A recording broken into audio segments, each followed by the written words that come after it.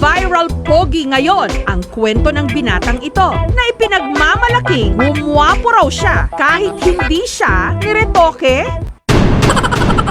Bata po ako, di na po ako nakapagtapos ng pag-aaral kasi po lagi nila ako minubuli, ang pangit-pangit ko raw po. Tapos ang baho-baho ko raw. Di raw po ako naliligo sa araw-araw, papasok daw po ako na kabanto. Tapos marami po ako tigidig sa atin sa mukha nun, marami pa po matagyawan. Ang lapad-lapad daw po ng ilong ko. Ayun po, kaya po medyo nasaktan din po ako na hirap na rin po ako sa kalooban ko na pag-isip-isip ko na sa isang araw, magpapapogi rin ako. At may ano ko rin yung mukha, mapapogi ko ng diretso. Yun lang po. Noon, naging determinado raw siyang i-improve ang kanyang sarili. Yun nga lang, can't afford siyang magpaderma o gumastos para sa mga mamahaling skincare product. Ang sabon na kanyang ginagamit, kung ano na lang daw ang makita sa kanilang banyo. Dinalasan na rin daw niya ang paliligo at paghihilot at nag-gym.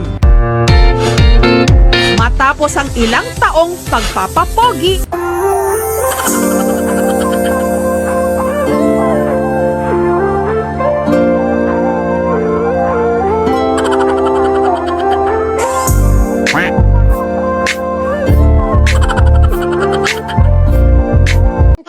Simula po binago ko yung sarili ko, yung mga klase ko po dati nambubuli sa akin.